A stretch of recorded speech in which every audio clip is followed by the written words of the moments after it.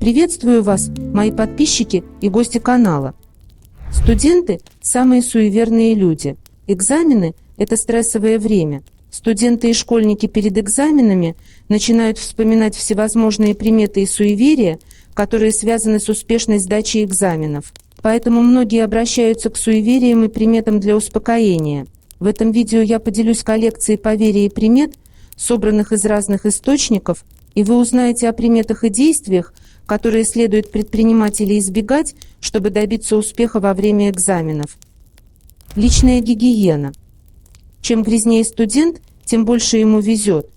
Да, именно так. Это подтверждает множество суеверий, связанных с личной гигиеной. Перед экзаменом не рекомендуется принимать душ, особенно мыть волосы. Посещение парикмахерской тем более не рекомендуется. Еще лучше не обрезать ногти и не бриться. Счастливые талисманы. Многие студенты верят в силу талисманов и оберегов. Даже если талисман просто лежит в сумке, он может принести удачу на экзамене. Эти предметы могут варьироваться от личных вещей, имеющих сентиментальную ценность, таких как любимая ручка или особое украшение, например, браслет, до символических предметов, таких как четырехлистный клевер или маленькая статуэтка. Считается, что эти предметы во время экзаменов приносят удачу. Еще одно из традиционных верований среди студентов – помещать под пятку монету в 5 рублей, поскольку именно это число считается счастливым. Предэкзаменационные ритуалы. Подготовка к экзаменам часто включает в себя выполнение определенных ритуалов. У студентов могут быть свои собственные уникальные ритуалы, например, надевание определенной одежды, прослушивание любимой песни перед входом в экзаменационный класс или даже повторение мантры для удачи и позитивные аффирмации. Чтобы приманить удачу, одна из примет заключается в том, чтобы перед экзаменом спрятать конфету под подушку и съесть ее утром, либо шоколад кладут в ноги и утром также съедают. Перед тем, как отправиться на экзамен, переверните все стулья в доме вверх ногами. Успех гарантируют канцелярские товары оранжевого, желтого, коричневого и серого цветов. Перед экзаменом рекомендуется положить конспект или раскрытый учебник на нужной странице под подушку. Однако важно не оставлять эти материалы на столе, чтобы не потерять полученные знания. Красная нить на запястье также считается приметой, привлекающей успех. Нить должна быть из натуральных материалов, таких как хлопок или шерсть. Оберег должен быть завязан близким родственником или любимым человеком на 7 узлов. Важно, чтобы нить не давила на руку и было комфортно. Для привлечения удачи на экзамене можно воспользоваться одним из заговоров с зачетной книжкой. Наиболее популярные из них произносятся в ночь перед экзаменом. Нужно открыть окно, помахать открытой зачеткой и сказать: «Сейчас машу, с утра сдаю». В верхнем правом углу последней страницы зачетки рекомендуется нарисовать домик с окошком и трубой, из которой выходит дым. При этом стоит отметить, что чем длиннее будет дым, тем больше вероятность успешной сдачи сессии. Однако следует проявлять осторожность, чтобы такие рисунки не сделали зачетку недействительной. Существует популярный ритуал. Чтобы привлечь удачу, в ночь перед экзаменом нужно открыть окно и выставить зачетку в форточку. Затем, крича «Халява, приди!», указывать на нужное поле в зачетке. После этого следует закрыть зачетку, чтобы халява не исчезла, и положить ее под подушку. Для большей надежности можно завязать ниткой или закрепить скрепкой. Важно не открывать зачетку до самого экзамена, и лучше всего, если первым это сделает сам экзаменатор. Также можно попытаться узнать номер билета. Для этого надо подойти к беременной женщине и попросить ее назвать любое число в определенном диапазоне. Одежда. Чтобы привлечь удачу на экзаменах, рекомендуется не менять одежду и носить ту же самую, что и ранее. Предполагается, что новые вещи не несут никакой полезной информации, которая могла бы помочь на экзамене.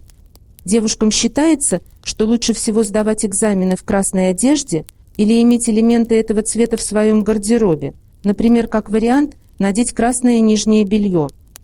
Существует поверье, что одежда черного цвета может принести несчастье. В день экзамена все имеет значение. Считается, что левая сторона счастливее правой. Рекомендуется начинать все действия с левой ноги. Вставать с кровати входить в транспорт, заходить в университет и аудиторию. Когда вы тянете билет, используйте левую руку и при этом держитесь за дерево. Если у вас получится встретить преподавателя, который будет проводить экзамен, вы можете прошептать ему в спину такой текст: «В аудиторию пройдешь меня. Лучше не трожь, тем сложных не задавай. Все ответы мои с радостью принимай». Во время сдачи экзамена похлопай по плечу успешно сдавшего экзамен товарища. Считается, что таким образом часть удачи отличника и тебе перепадет. Чтобы получить хорошую оценку, заходите в аудиторию сразу после отличника, перед этим подержав его за руку, чтобы он передал вам удачу. Либо заходите в аудиторию 5-м по счету, или же 15-м или 25-м. Тогда можно надеяться на успех. Перед тем, как зайти в кабинет, можно уронить зачетку перед порогом. Во время сдачи экзамена школьники и студенты могут попросить своих близких или друзей ругать и критиковать их. Это считается приметой, приносящей удачу. Чем сильнее и интенсивнее будут ругательства, тем лучше. Существует только одно слово, которое следует избегать – это «дурак». А также все время, пока идет экзамен, кто-либо из родственников или любимый человек студента должен держать себя левой рукой за правое ухо. Дорога в день экзамена. Если вы на пути первым встретите мужчину, вам сулит удача. Но если встретите женщину, удача может обернуться против вас. Хорошая примета – встретить по дороге беременную женщину или моряка. Если вы встретите полицейского, бездомного или пожарного, это может привлечь неудачу. Пение птиц является благоприятным знаком, в то время как карканье ворон считается неблагоприятным. Для того, чтобы смягчить негативное влияние, рекомендуется ответить на карканье ворона своим таким же карканьем. Камни на дороге. Хороший знак. На них обязательно нужно наступить. Однако не следует их пинать, поскольку это может отпугнуть удачу. Рекомендуется избегать люков, стыков плиток или трещин в асфальте, так как считается, что там скапливается негативная энергия. Если пришлось пройти по ним, то подержитесь за дерево, чтобы нейтрализовать негатив. Если вы проходите по дороге под мостом, рекомендуется дождаться момента проезда трамвая или поезда по нему и попросить удачу на предстоящем экзамене. Что нельзя делать во время экзамена? Есть определенные ограничения, которые лучше не нарушать во время сессии. Например, не рекомендуется читать конспекты и учебники во время еды, так как можно заесть память.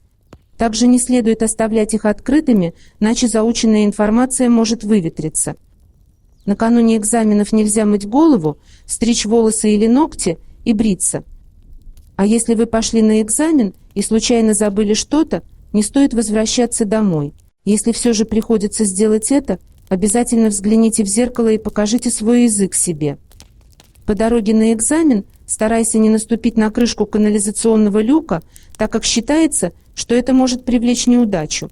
Но если наступил, то чтобы избавиться от нее, достаточно просто дотронуться до чего-то рукой. Не рекомендуется проводить уборку или мыть полы после того, как кто-то уже ушел на экзамен, иначе это может принести неудачу, и человек провалит свой экзамен.